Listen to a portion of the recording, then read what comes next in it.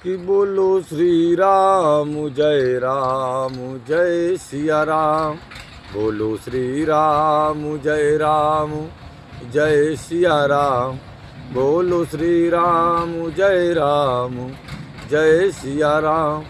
बोलो श्री राम जय सिया राम। बोलो श्री राम जय सिया राम। बोलिए श्री सीताराम जी महाराज की जय हो। बोलिए श्री हनुमान जी महाराज की जय हो। बोलिए श्री गीता महारानी की जय जयकार हो। बोलिए परम पूज सुखराम दास जी महाराज की जय जयकार हो। गीता महारानी के बारे में अध्याय 18वें अध्याय का 12वां श्लोक। अनिष्टोमिष्टम मिश्रम च त्रिविधम कर्मणा फलम भवत्याग नाम प्रेतना तो संन्यास नाम कुचितो। कर्म फल का त्याग न करने वाले मनुष्यों को कर्मों का इष्ट अनिष्ट और मिश्रित ऐसे 3 प्रकार का फल मरने के बाद भी होता है, परंतु कर्म फल का त्याग करने वालों को कहीं भी नहीं होता है। अनिष्ट मिष्टम मिश्रम च त्रिविधम कर्मणा फलम। परम पूज्य कहते हैं कर्म का फल 3 प्रकार का होता है, इष्ट अनिष्ट और मिश्र 3 प्रकार का होता है। जिस परिस्थिति को मनुष्य चाहता है वह इष्ट कर्म फल है, और जिस परिस्थिति को मनुष्य नहीं चाहता वह अनिष्ट कर्म फल है। और जिसमें कुछ भाग इष्ट का तथा कुछ भाग अनिष्ट का है वह मिश्र कर्म फल है। वह मिश्र कर्म फल है। वास्तव में देखा जाए तो संसार में प्रायः मिश्रित ही फल होता है। जैसे धन होने से अनुकूल इष्ट और प्रतिकूल अनिष्ट दोनों ही परिस्थितियां आती हैं। धन से निर्वाह होता है या अनुकूलता है, और टैक्स लगता है, धन नष्ट हो जाता है, छिन जाता है, यह प्रतिकूलता है। इसका मतलब यह हुआ कि इष्ट में भी आंशिक अनिष्ट और अनिष्ट में भी आंशिक इष्ट रहता ही है। कारण कि संपूर्ण संसार त्रिगुणात्मक है। संसार कैसा है? त्रिगुणात्मक है। यह जन्म भी दुखालय है और सुखरहित है। अतः इससे इष्ट अनुकूल परिस्थिति हो चाहे अनिष्ट प्रतिकूल परिस्थिति हो, वह सर्वथा अनुकूल या प्रतिकूल होती ही नहीं। यहाँ इष्ट और अनिष्ट कहने का मतलब यह है कि इष्ट में अनुकूलता की और अनिष्ट में प्रतिकूलता की प्रधानता होती है। इष्ट में अनुकूलता की और अनिष्ट में प्रतिकूलता की प्रधानता होती है। वास्तव में कर्मों का फल मिश्रित ही होता है, क्योंकि कोई भी कर्म सर्वदा निर्दोष नहीं होता है। कोई भी कर्म सर्वदा निर्दोष नहीं होता है। भवत्याग नाम प्रेतो। परम पूज्य कहते हैं कि उपयुक्त तो सभी फल अत्यागियों को अर्थात फल की इच्छा रखकर कर्म करने वालों को ही मिलते हैं, सन्यासियों को नहीं। कारण कि जितने भी कर्म होते हैं वे सब प्रकृति के द्वारा अर्थात प्रकृति के कार्य शरीर इंद्रियां मन और बुद्धि के द्वारा ही होते हैं, तथा फल रूप परिस्थिति में प्रकृति के द्वारा ही बनती है। इसलिए कर्मों का और उनके फलों का संबंध केवल प्रकृति के साथ है। परम पूज्य कहते हैं कि स्वयं चेतन स्वरूप के साथ नहीं है, परंतु जब स्वयं उनसे संबंध तोड़ लेता है तो फिर वह भोगी नहीं बनता, प्रत्युत त्यागी हो जाता है। संसार की वस्तुओं से जब हम परित्याग कर देते हैं तो वह भोगी नहीं, फिर वह त्यागी कहलाता है। अत्यागी का मतलब है, अत्यागी का मतलब क्या है? परम पूज्य कहते हैं कि अत्यागी का मतलब है पीछे के 2 यानी 10वें और 11वें श्लोकों में जिन त्यागियों की बात आई है उनके समान जो त्यागी नहीं है, अर्थात जिन्होंने कर्म फल का त्याग नहीं किया है, ऐसे अत्यागी मनुष्यों के सामने इष्ट अनिष्ट और मिश्र तीनों कर्म फल अनुकूल और प्रतिकूल परिस्थिति के रूप में आते रहते हैं। बोले ऐसी भी स्थिति आती, कभी ऐसी भी स्थिति जीवन में आती है, बोले आती रहती है, जिनसे वे सुखी दुखी होते रहते हैं जीवन में। उनसे सुखी दुखी होना ही वास्तव में बंधन है। बोले यही बंधन है। वास्तव में अनुकूलता की सुखी होना ही प्रतिकूलता में दुखी होने का कारण है, क्योंकि परिस्थिति जन सुख भोगने वाला कभी दुख से बच ही नहीं सकता। जब तक यह सुख भोगता रहेगा तब तक वह प्रतिकूल परिस्थितियों में दुखी होता ही रहेगा। परम पूज्य कहते हैं कि चिंता, शोक, भय, उद्वेग आदि उसको कभी छोड़ नहीं सकते और वह भी इनसे कभी छूट नहीं सकता। बोले वे नहीं छोड़ेंगे और बोले वो भी नहीं छूट सकता, उसको वो भी नहीं छोड़ेगा, त्याग नहीं करेगा। प्रेत्य भवति, प्रेत्य भवत कहने का तात्पर्य मतलब यह है कि जो कर्म फल के त्यागी नहीं हैं उनको इष्ट, अनिष्ट और मिश्र ये तीनों कर्म फल मरने के बाद जरूर मिलते हैं। बोले ये तीनों कर्म फल इष्ट, अनिष्ट और मिश्र ये मरने के बाद तीनों फल जरूर मिलते हैं, परंतु इसके साथ ना तो संन्यास नाम क्वचित शब्दों में कहा गया है कि जो कर्म फल के त्यागी हैं उनको कभी भी अर्थात यहाँ और मरने के बाद भी कर्म फल नहीं मिलता।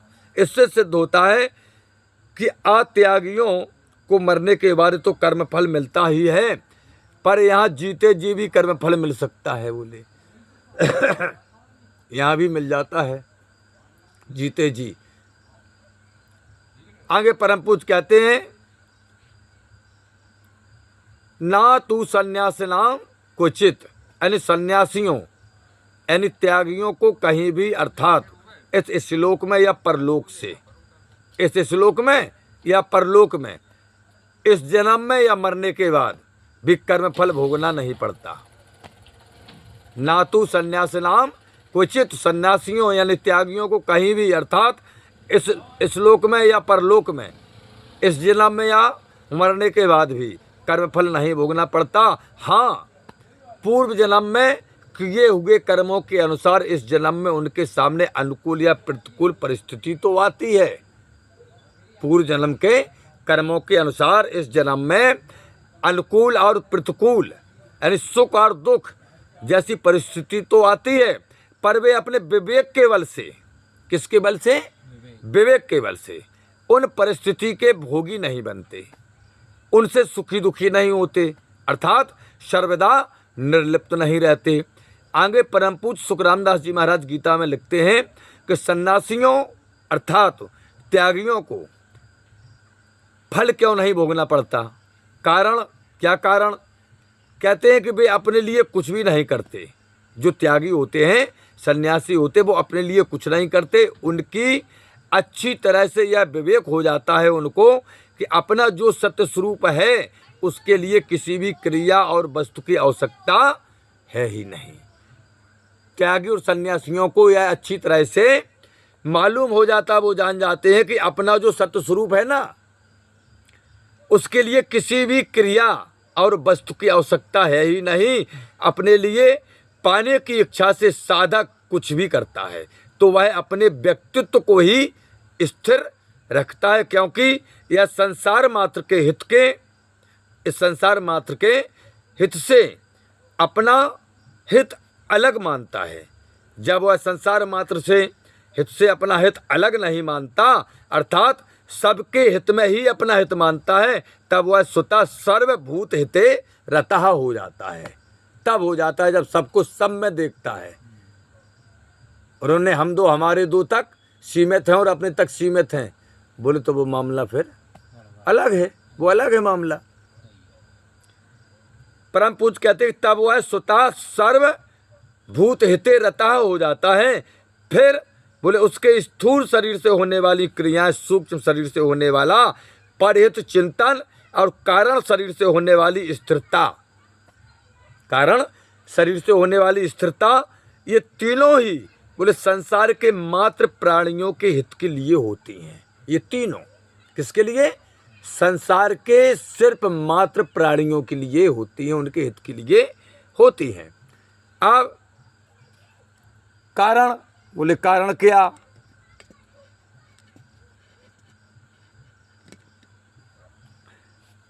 कारण कि शरीर आदि सबकी सब सामग्री संसार से अभिन्न है। बोले शरीर और शरीर की सबकी सब सामग्री संसार से अभिन्न है।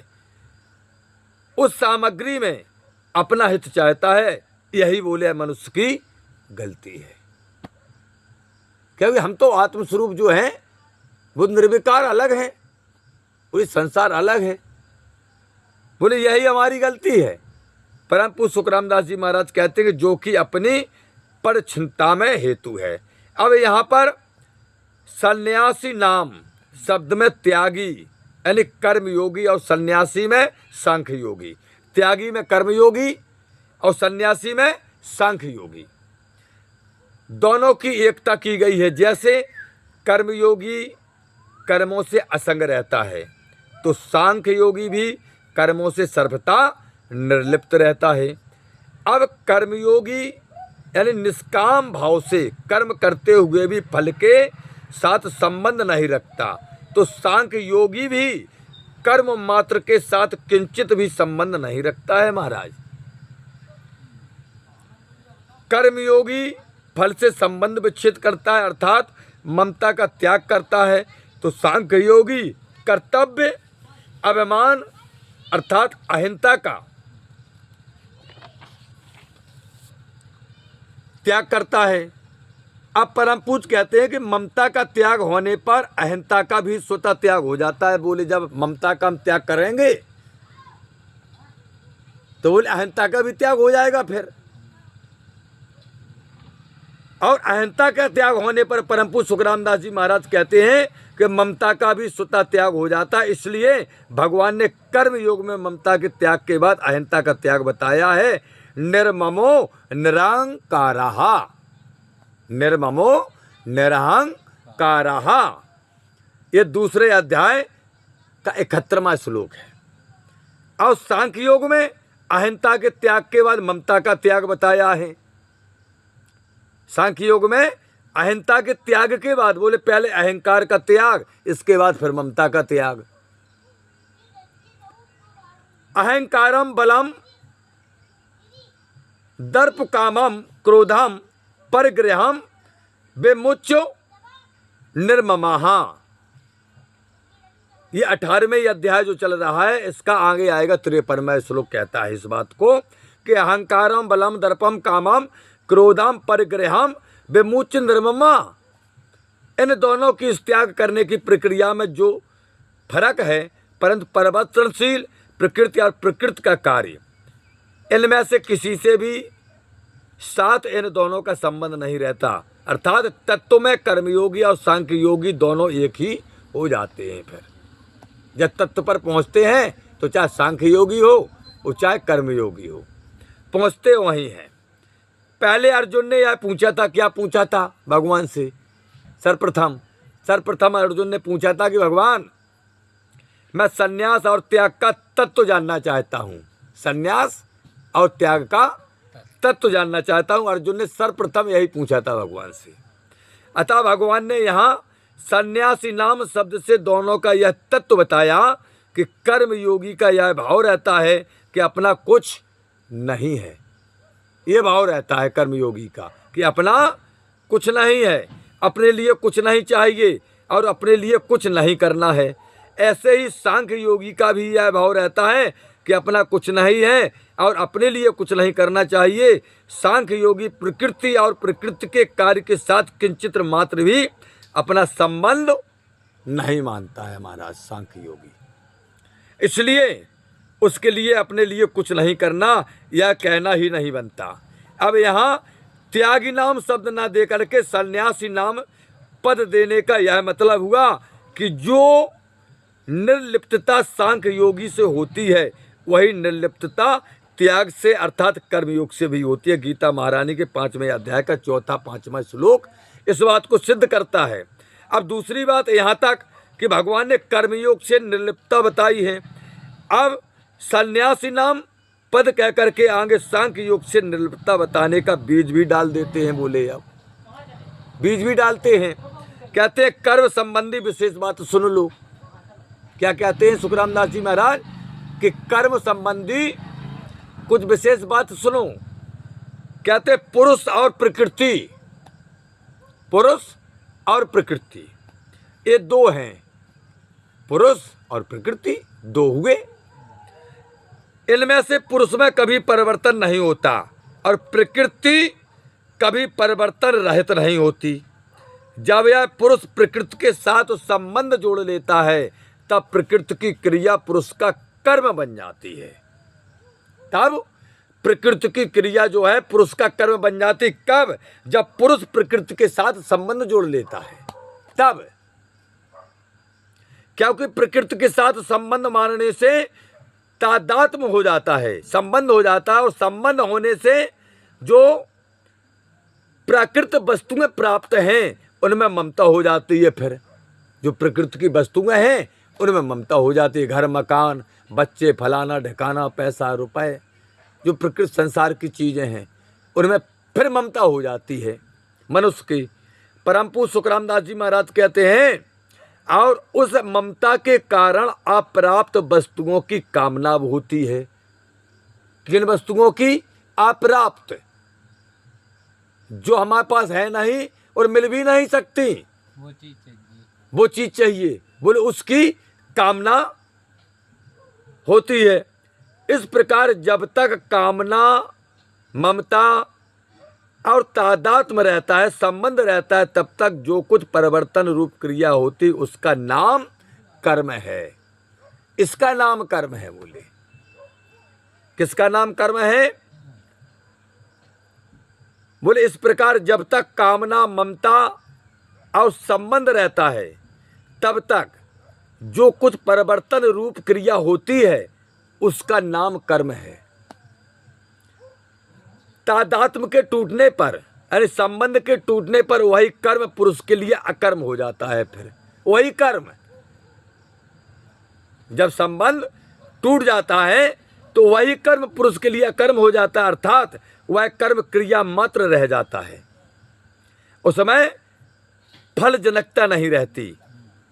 यह कर्म में अकर्म है। यह क्या है? कर्म में अकर्म है। अकर्म अवस्था में, अर्थात स्वरूप का अनुभव होने पर उस महापुरुष के शरीर से जो क्रिया होती रहती है महाराज, वह अकर्म में कर्म है। ये गीता महारानी के 4 अध्याय का 18वां श्लोक कहता है। इसका मतलब यह होगा, तात्पर्य यह है कि अपने निर्लिप्त स्वरूप का अनुभव न होने पर भी, अपने निर्लिप्त स्वरूप का अनुभव न होने पर भी वास्तव में सब क्रियाएं प्रकृति और उसके कार्य शरीर में ही होती हैं, परंतु प्रकृति या शरीर से अपनी पृथकता का अनुभव न होने से वे क्रियाएं कर्म बन जाती हैं। अनुभव नहीं होता है तो वे क्रियाएं कर्म बन जाती हैं। गीता महारानी के 3 अध्याय का 27वां, 13वां और 29वां श्लोक, तीनों श्लोक कहते हैं। अब सुखरामदास जी महाराज कहते हैं कि कर्म 3 प्रकार के होते हैं। कितने प्रकार के? 3 प्रकार के होते हैं। क्रियमाण, संचित और प्रारब्ध। अभी वर्तमान में जो कर्म किए जाते हैं वे क्रियमाण कर्म कहलाते हैं, और वर्तमान से पहले इस जन्म के किए हुए अथवा पहले के अनेक मनुष्य जन्मों में किए हुए, दोबारा सुने, कर्म 3 प्रकार के होते हैं, क्रियमाण, संचित और प्रारब्ध। अभी वर्तमान में जो कर्म किए जाते हैं, हम और आप कर रहे हैं, वे क्रियमाण कर्म कहलाते हैं। कौन से? क्रियमाण, जो वर्तमान में रोज कर रहे हैं अपनी दिनचर्या में, क्रियमाण। और वर्तमान से पहले इस जन्म में किए हुए अथवा पहले के अनेक मनुष्य जन्मों में किए हुए जो कर्म संग्रहित हैं, बोले वो संचित कर्म कहलाते हैं। और संचित में से जो कर्म फल देने के लिए प्रस्तुता उन्मुख हो गए हैं, अर्थात जन्म, आयु और अनुकूल प्रतिकूल परिस्थिति के रूप में परिणत होने के लिए सामने आ गए हैं, वे प्रारब्ध कर्म कहलाते हैं। वो प्रारब्ध कर्म कहलाते हैं महाराज जी। अब सुखरामदास जी महाराज गीता में लिखते हैं कि क्रियमाण कर्म 2 प्रकार के होते हैं, शुभ और अशुभ। क्रियमाण जो दिनचर्या में प्रतिदिन हम और आप कर रहे हैं कर्मों को, वो क्रियमाण कर्म 2 प्रकार के होते हैं, शुभ और अशुभ। या यूं कह लें, यह भी कह सकते हैं अच्छे और बुरे, शुभ और अशुभ। जो कर्म शास्त्र के अनुसार विधि विधान से किए जाते हैं वे शुभ कर्म कहलाते हैं, और काम, क्रोध, लोभ, आसक्ति आदि को लेकर जो शास्त्र निषिद्ध कर्म किए जाते वे अशुभ कहलाते हैं। शुभ अथवा अशुभ प्रत्येक क्रियामाण कर्म का एक तो फल अंश बनता है और एक संस्कार अंश, ये दोनों भिन्न भिन्न हैं। अब क्रियामाण कर्म के फल अंश के दो भेद हैं। कौन सा? बोले दृष्ट और अदृष्ट। इनमें से दृष्ट के भी दो भेद होते हैं, तात्कालिक और कालांतरिक। जैसे भोजन करते हुए जो रस आता है, सुख होता है, प्रसन्नता होती है, तृप्ति होती है, यह दृष्ट का तात्कालिक फल है बोले। और भोजन के परिणाम में आयु, बल, आरोग्य आदि का बढ़ना। जब हम भोजन करेंगे जब ही तो आयु बढ़ेगी, नहीं 4 दिन में मर जाओ, बल बढ़ेगा। तो बोले भोजन के परिणाम में आयु, बल, आरोग्य आदि का बढ़ना यह दृष्ट का कालांतरिक फल है। ऐसे ही जिसका अधिक मिर्च खाने का स्वभाव है, मान लो परम पूज्य कहते हैं कि किसी किसी का अधिक मिर्च खाने का स्वभाव है, तो वह जब अधिक मिर्च वाले पदार्थ खाता है तब उसको प्रसन्नता होती है। और फीकी सब्जी भाई दे दो भाई, मन ही नहीं लग खा भी में प्रसन्नता ही नहीं हुआ है। और मिर्च की तीक्ष्णता के कारण मुंह में, जीभ में जलन होती है, आंखों से और नाक से पानी निकलता है, सिर से पसीना निकलता है। यह दृष्ट का तत्कालिक फल है। तुमने चिरपरी खाई, पसीना निकलो, नाक निकली, जो निकली वो निकली, सब वो हो गए, तो क्या है? बोले दृष्ट का तुरंत का फल बोले जो है। और कुपथ के कारण परिणाम में पेट में जलन और रोग दुख आदि का होना। बोले कुपथ होगा पेट में, तो बोले पेट दुख रहा हो, दर्द हो रहा, को रोग बनेगा पेट में अलग एक्स्ट्रा। यह दृष्ट का कालांतरिक फल है। अब इसी प्रकार अदृष्ट के भी दो भेद होते हैं, लौकिक और परलौकिक। लौकिक और परलौकिक।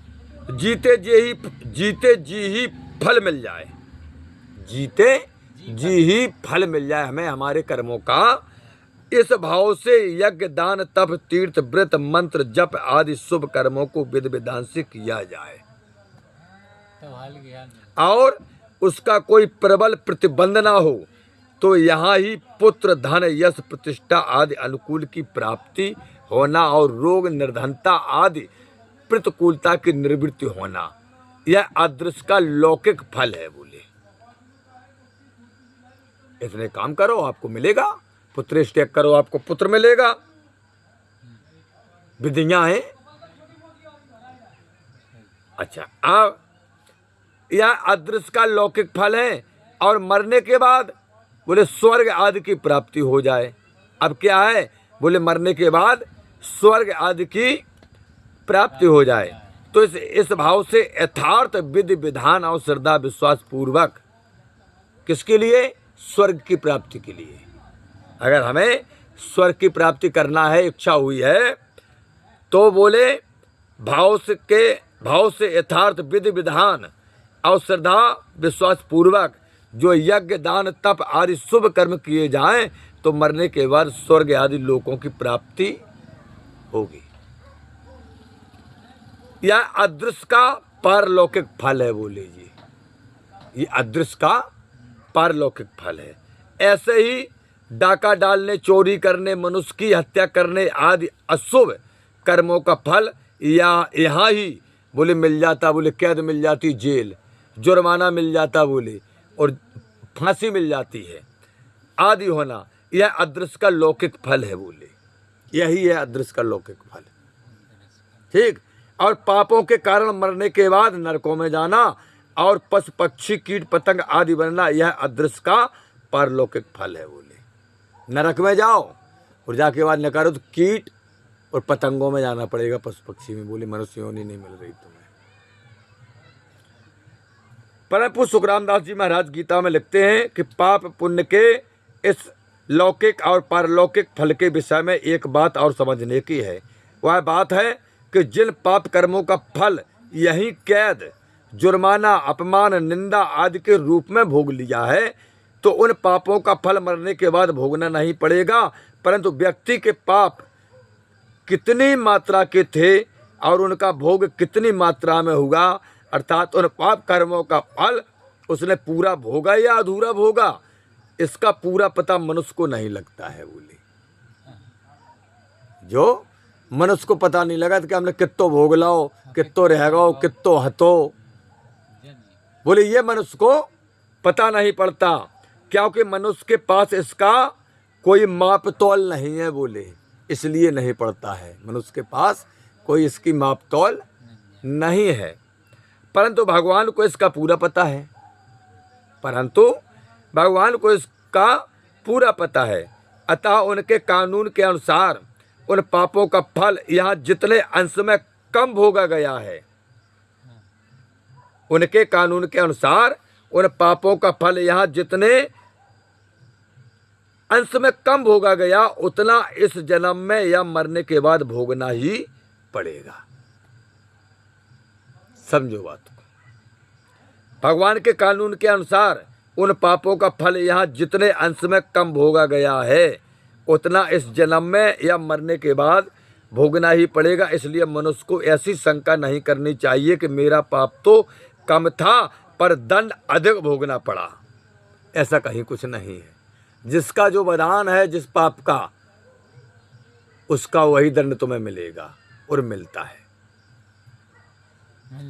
हाँ, सही बात है। आगे परम पूज्य सुखरामदास जी महाराज कहते हैं कि यह भी विचार नहीं करना चाहिए कि मैंने पाप तो किया नहीं पर दंड मुझे मिल गया है। बोले यह भी विचार नहीं करना चाहिए कि मैंने पाप तो नहीं किया लेकिन हमें दंड मिल गया। तो कारण कि यह सर्वज्ञ, सर्व सुहृद, सर्व समर्थ भगवान का विधान है। बोले कि पाप से अधिक दंड कोई नहीं भोगता। बोले ये विधान है भगवान का कि पाप से अधिक कोई दंड नहीं भोगता है, ज़्यादा जितना पाप है उतना ही तुम्हें दंड मिलेगा। बोले ये भगवान का विधान है। और पुण्य से ज़्यादा बोले रित्ती भर ज़्यादा नहीं मिलेगा। बोले ये भी भगवान का विधान है। बोले ये मत विचार करो, तुमने जितना किया है उतना तुमको मिलेगा, उससे ज़्यादा कम नहीं मिलेगा। ये भगवान का विधान है, इसमें कहीं शंका करने की गुंजाइश ही नहीं। जो दंड मिलता है वह किसी न किसी पाप का ही फल तो होता है। जो हमें दंड मिलता वह किसी न किसी पाप का फल होता है।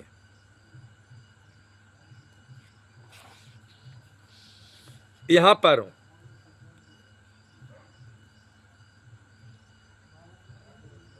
दृष्ट का कालांतरिक फल और अदृष्ट का लौकिक फल, दोनों फल एक समान ही दिखते हैं, फिर भी दोनों में अंतर है।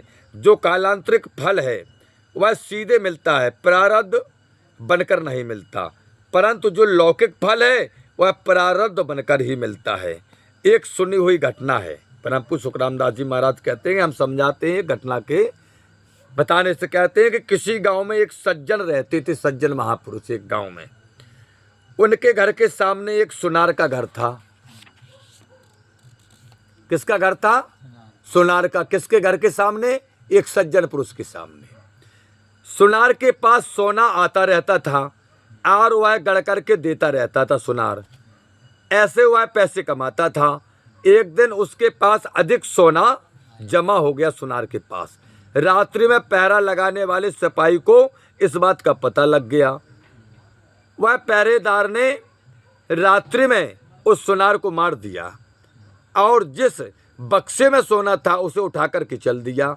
इसी बीच सामने रहने वाले सज्जन, जो सामने रह रहे थे सुनार के, बोले वो लक्षशंका के लिए उठ करके बाहर आए। उसी समय संयोग ऐसा जुड़ा, उन्होंने पहरेदार को पकड़ लिया। उस सज्जन ने उस पहरेदार को पकड़ लिया कि तू इस बक्से को कैसे ले जा रहा है। बोले उस सज्जन ने उसको पकड़ लिया पहरेदार को और कहा कि ये बक्सा कहाँ से लाया, क्यों ले जा रहा। तो पहरेदार ने कहा कि तू चुप रहे, हल्ला मत कर, इसमें से कुछ तू भी ले लेना। पहरेदार ने कहा, बोले हल्ला काहे मचा रहे। बोले थोड़ा बहुत तुम ले लियो और कुछ हम ले लेंगे। पहरेदार ने कहा। तो महाराज वो सज्जन पुरुष बोला कि भैया मैं कैसे ले लूं? बोले मैं नहीं लूंगा, मैं चोर थोड़ी हूं, तो मैं ले लूंगा। ये सज्जन पुरुष ने कहा। अब पहरेदार ने कहा कि देखो भैया तू समझ जा मेरी बात, मैं जो कह रहा हूं थोड़ा तू ले ले और हम ले लेंगे। अगर तुझको नहीं लेना तू ना ले, लेकिन मुझको छोड़ दे, मेरी बात समझ ले, मेरी बात मान ले, नहीं तो दुख पाएगा ये। उस पहरेदार ने कहा कि अगर हमारी बात नहीं मानेगा तो बोले दुख पाएगा। पर वे सज्जन नहीं माने भैया, सज्जन तो सज्जन होते हैं, सज्जन नहीं माने। तब पहरेदार ने बक्सा नीचे रख दिया और उस सज्जन को पकड़ करके जोर से सीटी बजा दी उसने। अब पहरेदार ने बक्सा नीचे धर दिया और एक हाथ से सज्जन को पकड़ा और विसल बजा दी। सीटी सुनते ही और जगह पहरा लगाने वाले सिपाही दौड़ करके वहां आ गए। जैसे सीटी बजी तो और पहरेदार लगे थे वो सब इकट्ठे हो गए और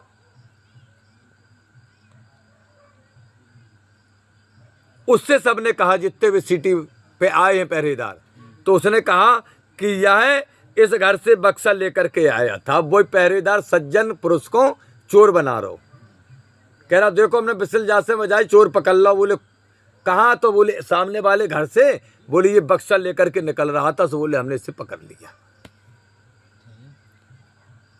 कहता है कि मैंने इसको पकड़ लिया। अब सिपाहियों ने महाराज घर में घुस करके देखा कि सुनार तो मरा पड़ा है। सिपाहियों ने उस घर में देखा तो सुनार महाराज पड़ा है, मरा हुआ। उन्होंने उस सज्जन को पकड़ लिया और राजकीय आदमियों के हवाले कर दिया। राजकीय आदमियों यानी सरकारी विभाग, डीएम वगैरह, एसपी वगैरह के सामने हवाले कर दिया। जज के सामने बहस हुई। अब मुकदमा कहाँ पहुंचा? कोर्ट में। तो जज के सामने बहस हुई तो उस सज्जन ने कहा कि मैंने नहीं मारा है जज साहब, हाथ जोड़ करके कहता कि मैंने नहीं मारा है, हमने खुद रात्रि में इसे पकड़ा है। जो पहरेदार हमारे ऊपर इल्जाम लगा रहा है, बोले हमने स्वयं इसे पकड़ा है, मैंने नहीं मारा है। मुकदमा चला, चलते चलते अंत में उस सज्जन के लिए फांसी का हुक्म हो गया। महाराज निर्दोष आदमी, फांसी का हुक्म हो जाता है। फांसी का हुक्म होते ही उस सज्जन के मुख से निकला, देखो सरासर अन्याय हो रहा है। क्या निकला? कि देखो सरासर अन्याय हो रहा है। सुखराम दास जी महाराज गीता में लिखते हैं कि भगवान के दरबार में कोई न्याय नहीं, बोले हुआ है। सज्जन पुरुष कहता कि देखो कितना अन्याय हो रहा, भगवान के दरबार में कोई न्याय नहीं है। बोले वह सज्जन पुरुष कहता कि मैंने मारा नहीं, मुझे दंड हो और जिसने मारा है वह बेदाग छूट जाए, जुर्माना भी नहीं, यह अन्याय है। जज पर उसके वचनों का असर पड़ा। जज के सामने चिल्ला रहा है कि मैं निर्दोष हूं, जो दोषी है बोले उसे छोड़ा जा रहा है।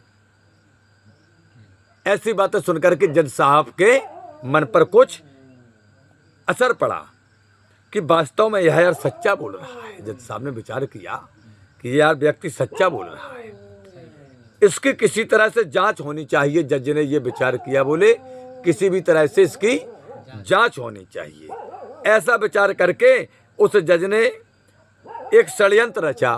क्या षड्यंत्र रचा? कि सुबह होते ही जज साहब ने सुबह होते ही एक आदमी रोता चिल्लाता हुआ आया और बोला हमारे भाई की हत्या हो गई, सरकार इसकी जांच होनी चाहिए। ये जज साहब ने एक ड्रामा रचा सीबीआई के लिए। तब जज ने उसी सिपाही को और कैदी सज्जन को मरे व्यक्ति की लाश उठा करके लाने के लिए भेजा और दोनों उस आदमी के साथ वहां गए जहां लाश पड़ी थी। ठीक, कौन कौन गए? वो सज्जन पुरुष गया और वो सिपाही भी गया जो एक दूसरे पे अब लक्ष्य लगा रहे थे। तो जज साहब ने फैसला लिया कि इन दोनों को भेजा जाए। तो दोनों उठाने गए उस लाश के लिए। खाट पर लाश के ऊपर कपड़ा बिछा था और खून बिखरा पड़ा था। दोनों ने उस खाट को उठाया और उठा करके ले चले। साथ ही साथ का दूसरा आदमी खबर देने के बहाने दौड़ करके आगे चला गया।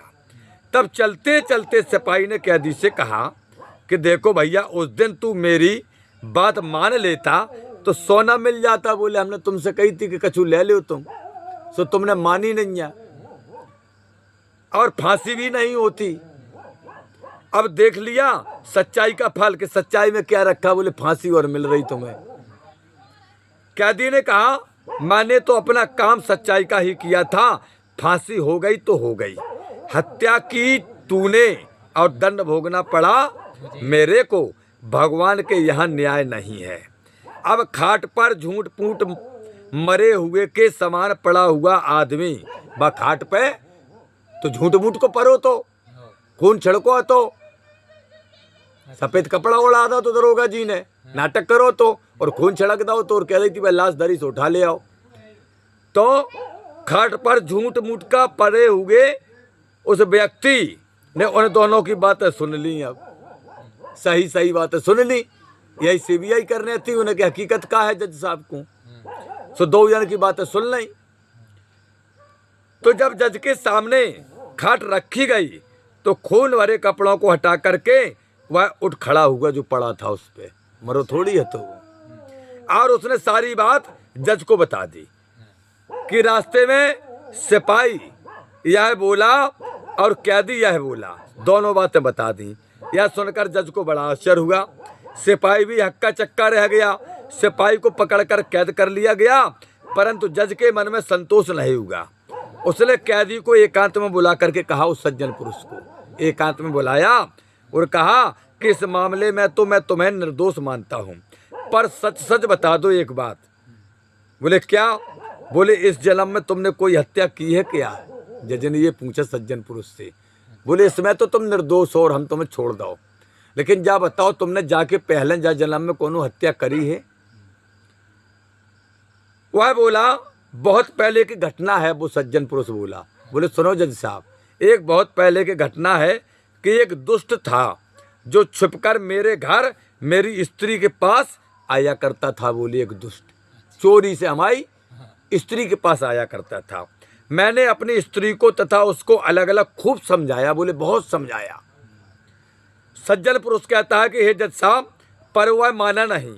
एक रात वह घर पर था और अचानक मैं आ गया। मेरे को गुस्सा आया हुआ था। मैंने तलवार से उसका गला रेत दिया। बोले काट दिया, और घर के पीछे जो नदी है हमारे जज साहब, उसमें फेंक दिया। इस घटना को किसी को पता नहीं चला जज साहब। यह सुनकर जज बोला तुम्हारे को इस समय फांसी होगी ही। जज कहता कि अब तो तुम्हें फांसी जरूर होगी। मैंने भी सोचा कि मैंने किसी से घूस रिश्वत नहीं खाई, कभी बेईमानी नहीं की। जज ये विचार करता है कि मैंने किसी से रिश्वत घूस नहीं ली, बेईमानी नहीं की, फिर मेरे हाथ से इसके लिए फांसी का हुक्म लिखा कैसे गया? अब संतोष हुआ। जज साहब कहते हैं उसी पाप का फल तुम्हें यह भोगना पड़ेगा। सिपाही को अलग फांसी होगी और तुम्हें अलग फांसी होगी। तो उस सज्जन ने चोर सिपाही को पकड़ करके अपने कर्तव्य का पालन किया था। फिर उसको जो दंड मिला महाराज, वह उसके कर्तव्य पालन का फल नहीं है, प्रत्युत उसने बहुत पहले जो हत्या की थी वह हत्या का फल मिला उसे। ठीक, सज्जन को, उस सज्जन को जान नहीं करी सो का होगा, पहले करी थी सुजा में लगो। या इस जन्म में मतलब जो हमारे साथ कोई इतनी बड़ी घटना घट जाती है और उस घटना के अनुसार हमने मतलब पाप भी नहीं किया तो ये प्रारब्ध का पाप आया है। सो वर्तमान में घटना घटी इतनी बड़ी, ये है सब पाप का दंड। परम पूज्य सुखरामदास जी महाराज कहते हैं कि वह उसके कर्तव्य पालन का फल नहीं, प्रत्युत उसने बहुत पहले जो हत्या की थी उस हत्या का फल है। कारण कि मनुष्य को अपनी रक्षा करने का अधिकार है और मारने का अधिकार नहीं है। बोले रक्षा का तो अधिकार है पर मारने का अधिकार नहीं है, और मारने का अधिकार रक्षक क्षत्रिय का राजा का है। बोले अतः कर्तव्य का पालन करने के कारण उस पाप हत्या का फल उसको यहीं मिल गया और परलोक के भयंकर दंड से उसका छुटकारा हो गया। बोले भाई यहीं दंड में लगाओ, तो बोले है ना तो कम में न करेगा और भोग लो। आगे के लाने नहीं बची जब ब्याद, बोले परलोक के दंड से बच गया, बोले उससे छुटकारा हो गया। बोले वहाँ तो नहीं मिलेगा। हाँ वहाँ नहीं मिलेगा। अच्छा। हाँ, कारण कि इस लोक में जो दंड भोग लिया जाता है, गीता महारानी कहती है कि इस लोक में जो दंड दुख रूप में, रोग रूप में भोग लिया जाता है, उसका थोड़े में ही छुटकारा हो जाता है, थोड़े में ही शुद्धि हो जाती है, नहीं तो परलोक में बड़ा भयंकर ब्याज सहित दंड भोगना पड़ता है। ब्याज सहित जैसे हैं भोग लो वही अच्छो है। इस कहानी से यह पता लगता है, क्या लगता है कि मनुष्य के कब किए हुए पाप का फल कब मिलेगा इसका कुछ पता नहीं। भगवान का विधान विचित्र है, जब तक पुराने पुण्य प्रबल रहते हैं तब तक उस पाप का फल भी तत्काल नहीं मिलता। ठीक, आदमी ने कहा अरे यार हमें 2 साल हो गए, हमने कछु नहीं फलाने को कतर दो, तो कहू को पता नहीं पर और होगा तो हमारा का होगा। जैसे निभाओ हमें तत्काल कि प्रारब्ध के पुण्य का पल्ला भारी है, तुम्हारा जास है, जो अंदना वो कम हो जाए तो सट्टो भर के बाहर आ जाए वो। इसलिए कहते हैं कि भगवान के यहाँ देर है अंधेर नहीं है, जय देर है। कहते हैं कि जब पुराने पुण्य खत्म होते हैं तब उस पाप की बारी आती है, और पाप का फल दंड तो भोगना ही पड़ता है, चाहे इस जन्म में भोगना पड़े या जन्म जन्मांतर में भोगना पड़े। बोले भोगना तो पड़ेगा। अस्वमेव भोक्त्यम कृतम कर्म शुभाशुभम न भुक्तम क्षीयते कर्म जन्म कोटि तैरपी। आज की गीता का समापन है पर।